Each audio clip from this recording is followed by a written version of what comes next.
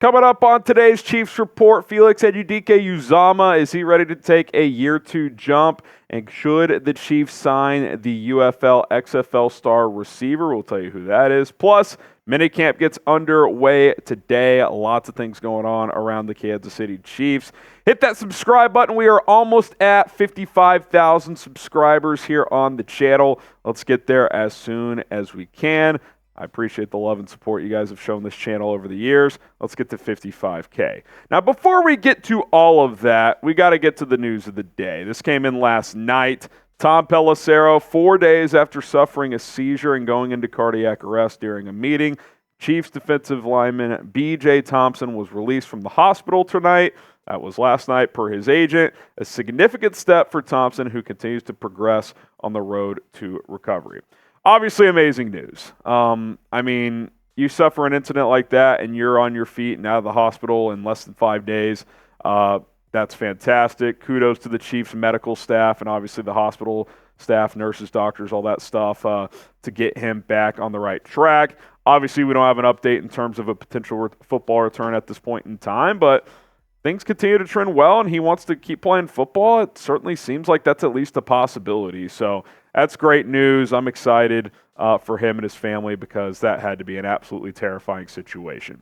All right, let's get to these other topics. Felix Anudike-Uzomah, year two jump inbound. We'll see. Certainly would be nice. Had a limited role in his rookie year, obviously, but is he ready to take that next step? Let's hear from Spags first, as the defensive coordinator, Steve Spagnuolo, said Felix has done a really nice job. It was all new last year, playing in your hometown. We talked about that a lot. And so I think he's kind of figured a lot of those things out, and I think on the field, it shows up. He's more comfortable with the guys, and the guys are more comfortable with him. You look at the numbers from last year, obviously very limited role, just the half sack there. I think he played like less than 250 snaps, so it's not like he had a major role on this Chiefs defense, but I think that could change potentially as soon as this year. You look at the depth chart. We'll go ahead and flash this across here.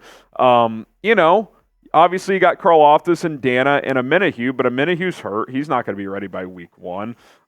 Again, with BJ Thompson, we don't know what his status is in terms of playing on the football field. Malik Herring is, kind of just a rotation guy. I like him, but the opportunity to get snaps is that probably number 3 edge early in the season are certainly there. The depth concerns are real on that defensive line and on the edge. So I think if you're Felix, you got to be licking your chops and saying, hey, I got an opportunity here to work my way up the ladder and find some snaps defensively. So I think that certainly could be the case. Also, he's been training with George Karlaftis. Karlaftis was talking about that as they've been training together along with Chiefs legend Tamba Hali.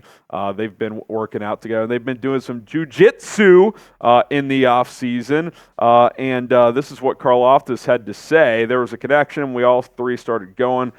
We got Master Dave, whoever that is, out there doing jiu-jitsu, and it's great. We get up early in the morning and go work on our stuff. That has been great to do whenever we get a chance. I like Felix training with Karlaftis, a guy who came in here, hit the ground running second half of his rookie year, and then built off of that with a strong second season. You look at his first 2 years in the league, 6 sacks his first year, 10.5 this past season. And obviously Felix didn't have the impactful first year that Karlaftis had, but you see the jump George made in year 2, kind of going from a part-time starter, heavy rotation guy to a full-time starter. I think Felix kind of on the notch below that, like limited rotation player to big rotation player. That should be the jump he's looking to take this year. And I think, again, based on the bodies you have, he's got the opportunity to do that. Will Anudike-Uzomah break out here in 2024? Type Y for yes, or you can type in for no. Certainly would like to see it. I mean, if he could give you 5 or 6 sacks as a rotation piece, that would be huge for the program.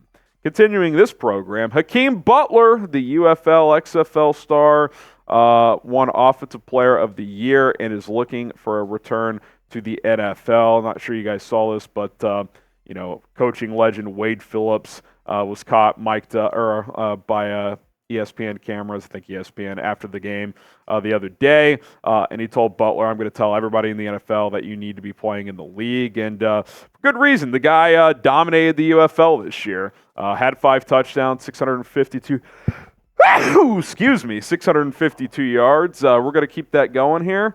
And, yeah, he was great, man. And now he's going to look for a return to the NFL, a place he hasn't been in a few years. He played his college ball at Iowa State from 2016 to 18.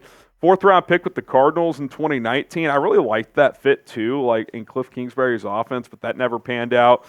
Ended up in Philly. They tried to move him to tight end. That didn't really work either. He's got great size and speed, 6'5", 227. Ran a sub 4.5 in the 40-yard dash. Had some drop issues coming out of college, but he really can post defenders up and win on the perimeter. And his last season at Iowa State, he was terrific. 22 yards per catch. I absolutely loved Hakeem Butler coming out of college. I thought he was going to be an impactful NFL player as like a number 2, number 3 type of receiver, a guy who could play some slot and some outside. So we'll see if he gets another shot. Still pretty young. I think he's like 28 right now. So we'll see. I like the skill set, and he would give you a different look offensively, right? You don't really have those big body receivers other than Justin Ross, who himself is going to have to fight for a roster spot. You've got Rashee Rice, who kind of mans the slot, your burners, and Marquise Brown and Xavier Worthy. Sky Moore, Justin Watson, Kadarius Toney, kind of those smaller guys as well. I think Butler could come in and compete for a roster spot. I really, really do. You got a lot of question marks in that receiver room at this point in time. Also, Ian Rappaport had the note yesterday that he's going to work out for the Carolina Panthers. That might be a better opportunity for him to make a roster, to be honest. But if I was the Chiefs, I'd make a phone call. Him and Mahomes overlapped for a year in the Big 12, so Pat should be familiar with him as well. So something else to consider. Would you sign Hakeem Butler? Type S for sign or P for pass. Again, I'd give him a look. I think he'd fit well in this offense. We'll just have to wait and see. Before we get out of here, some quick notes as Chiefs mandatory minicamp set to get underway today for the next 3 days. All veterans expected to be there. We'll see if there's anyone holding out or anything like that. You've seen a few of those across the league over the past couple of weeks, but they will be back on the practice field for the next 3 days. Out in Kansas City. So we'll have some news and notes on a daily basis around that as well. So another reason to subscribe, and we'll see you then.